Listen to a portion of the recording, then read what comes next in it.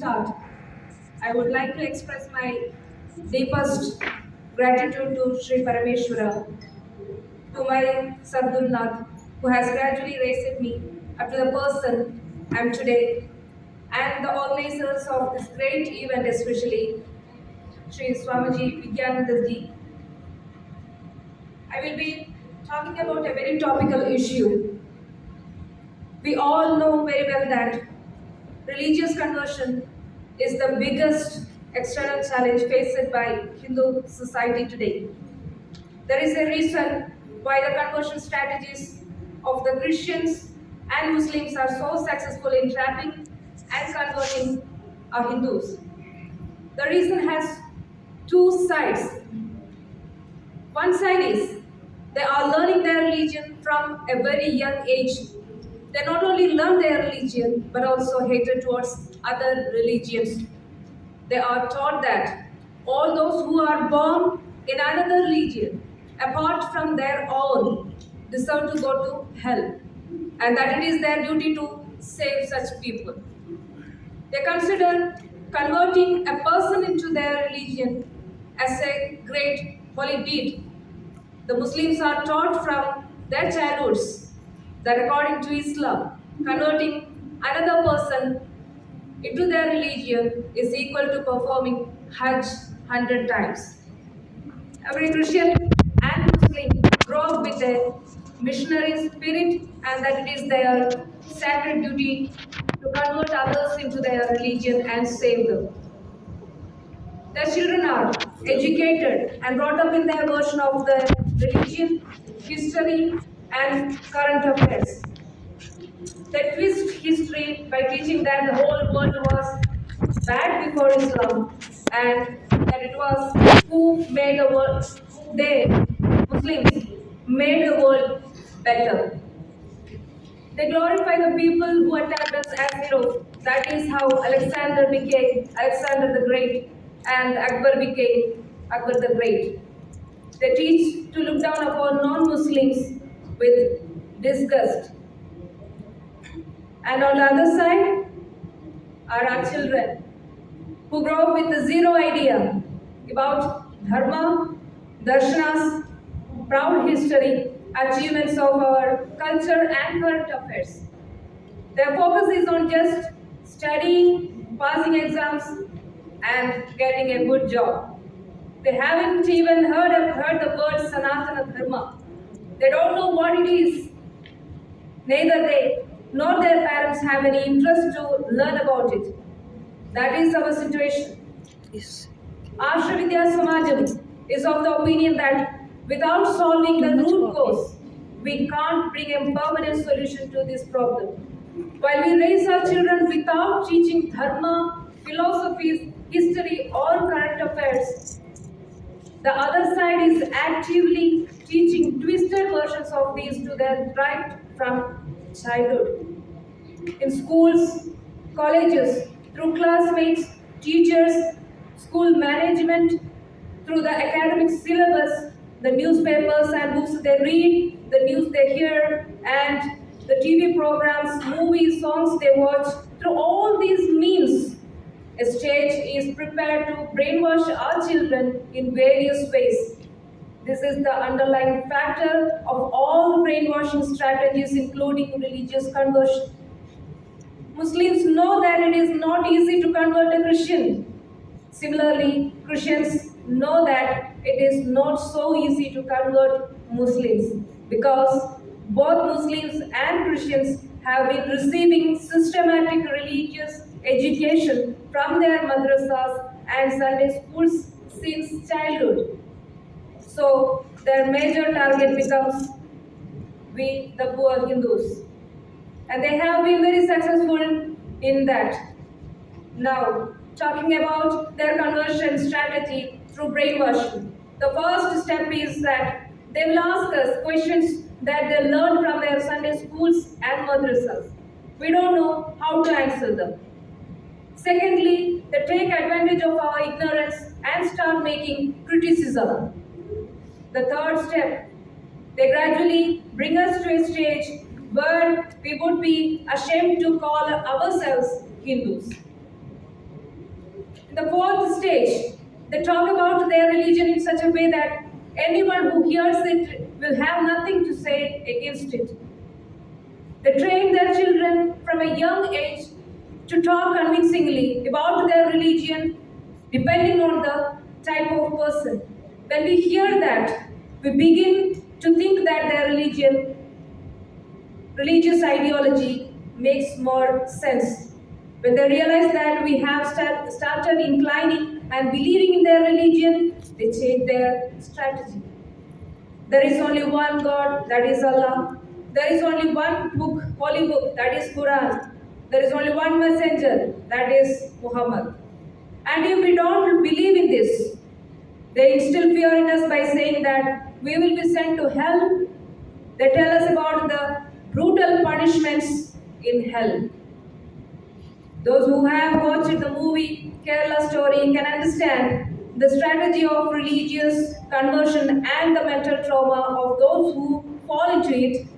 So, heartfelt congratulations and thanks to its producer, Shri Vipulji and Shri Sudiptoji for taking the courage to make such a movie. The irony is, at first, the conversion forces, speak against us using logic. And then, avoiding logic, they move forward, injecting fear. They employ various strategies for conversion through brainwashing, through pretense of love, soft jihad techniques like land jihad, money jihad, charity jihad, job jihad, and also through hard jihad like war. Christians also employ such tactics. But whatever be the strategy, rescuing a person who has reached the brainwashed stage is a difficult and risky task.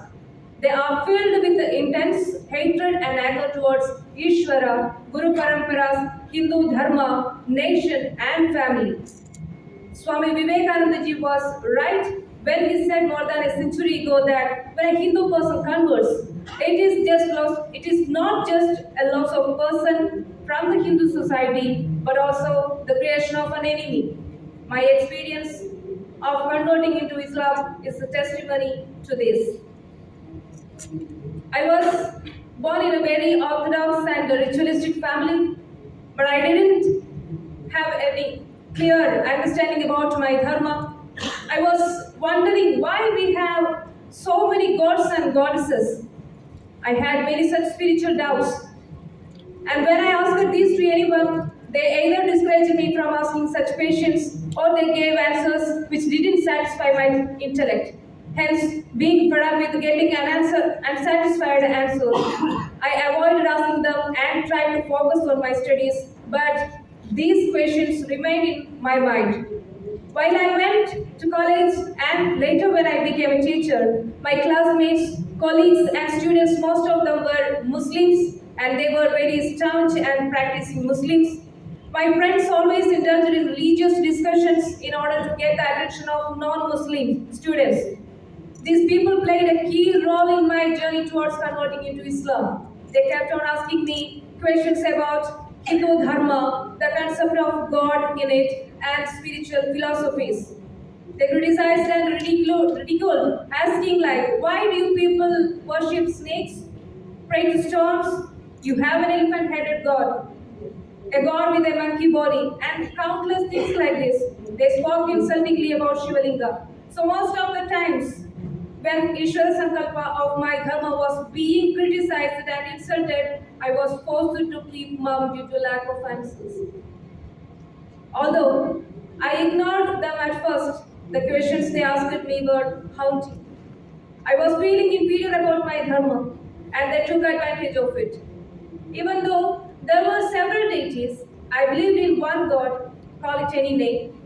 And although I am not a feminist as per the current trends, I had a stand that women are to be respected. My friends and classmates who had studied my nature and viewpoints presented Islam to me in a way that would attract my perspective. They started to share Islamic lectures and books with me.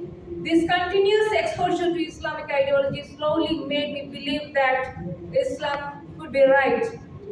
Meanwhile, I tried to learn their religion also. I tried reading the Bible, but the first chapter of Genesis itself left me confused and I gave it up.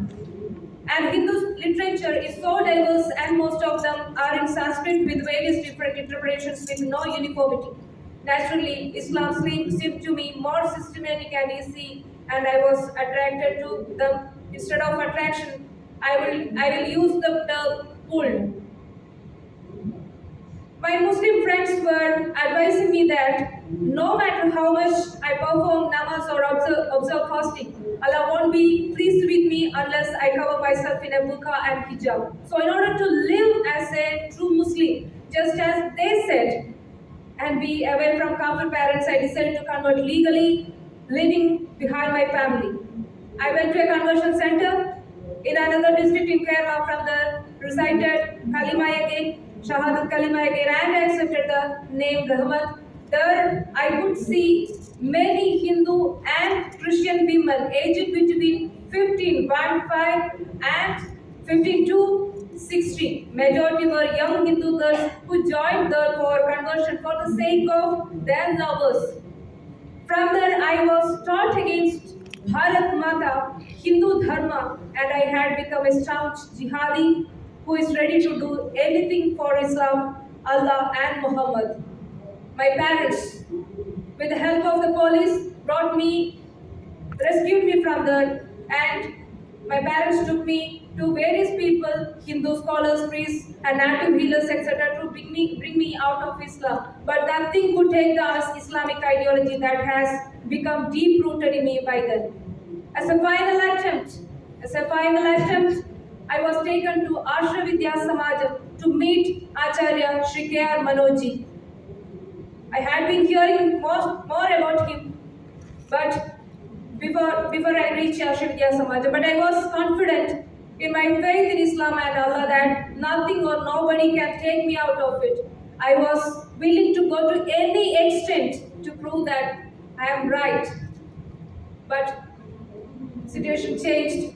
Within a 2.5 hour long debate between Acharyaji and me, I realized that Islam, Allah, and the Muhammad I had so blindly believed so far were also false.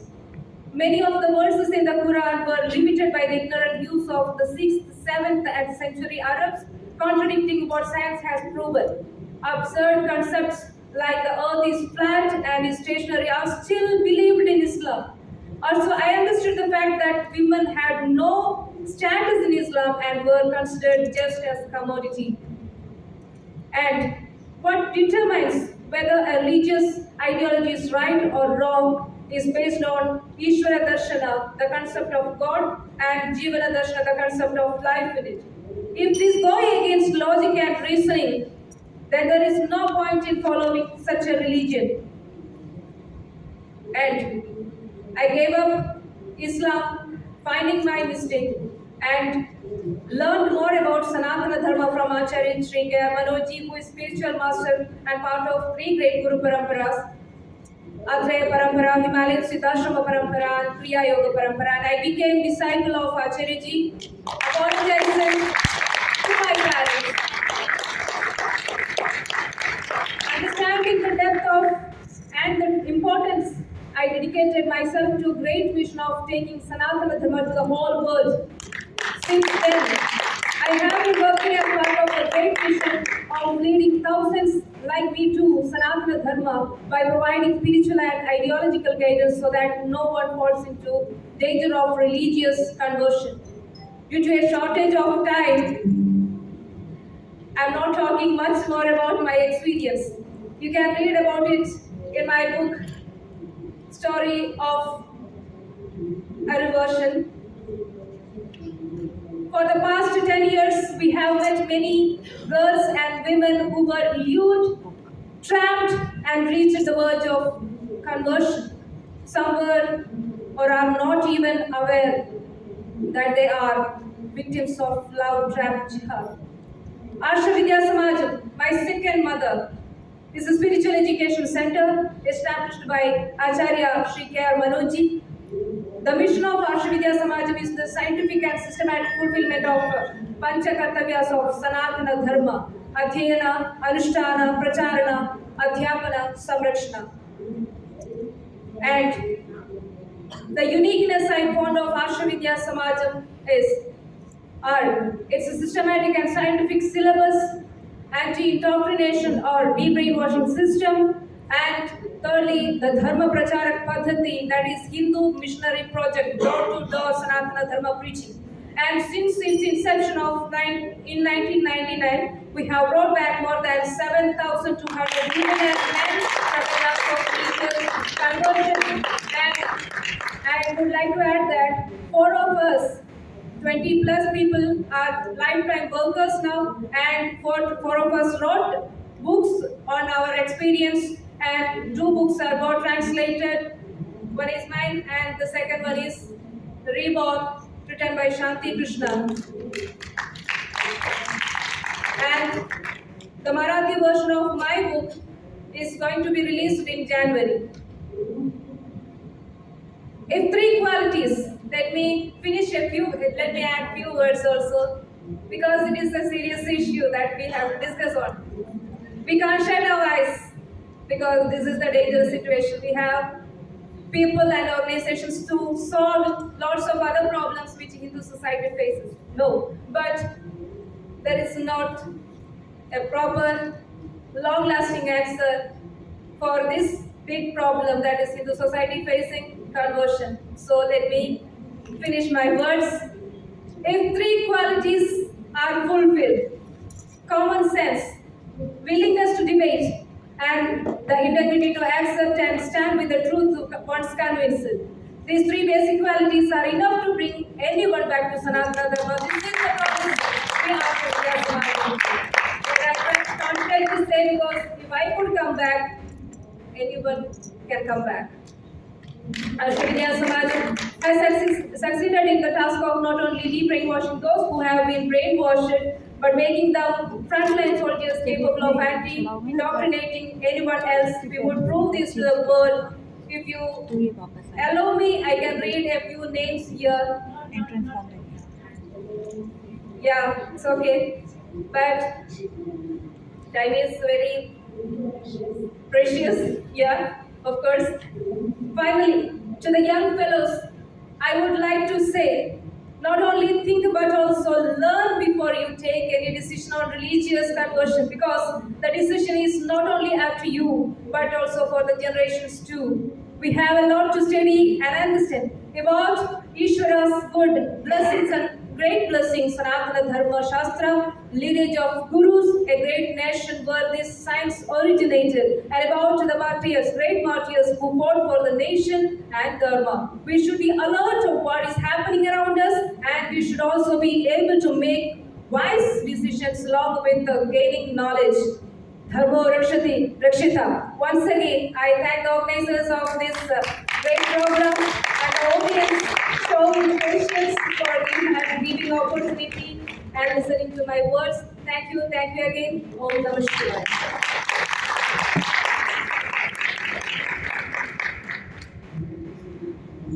I understand we would want to hear a lot more from Shruti ji. She's here. Please take time to go and speak with her. I'm sure she'll be more than happy to answer any of your questions. Before we move ahead, I would like to offer a mic to Vandana ji from Chingari, another organization which works in the field of post conversions. Vandana ji, I humbly request you to please limit your comments to 2 minutes. Timekeepers, if I may request you to start your timer. Thank you very much. Hello, everybody. Thank you for the time, Manjuji. I elbowed my time to speak for the Hindu girls who are trapped in Pakistan. We rescued them. Everybody got inspired for Chingari. I have 6 talking points that were given by Ajay Shahji, who's the reason we have this Chingari project originating from United States. It's a BHPA project. So he has given me 6 points. Here it goes. Each year, 1,000 young Pakistani girls, Hindus, are abducted, forcefully converted, and married thrice to the men their age. There are 3 girls abducted every single day, and this data comes from the Pakistani Human Rights Commission and the Movement of Solidarity and Peace. The parents are desperate. With tears, they are asking for our help. Hindu Policy Research and Advocacy collective called Hindu Pact, part of BHPA, is committed to spreading awareness of the atrocity, brutality that young girls in Pakistan face daily. We can all help save innocent lives of thousands of these little girls in Sindh, Punjab, Pakistan. We request your help to bring attention of these atrocities using the hashtag #SaveOurGirls on Twitter, Facebook, Instagram to engage the ongoing conversation and protest. Please join our global online vigil on December 10, 2020.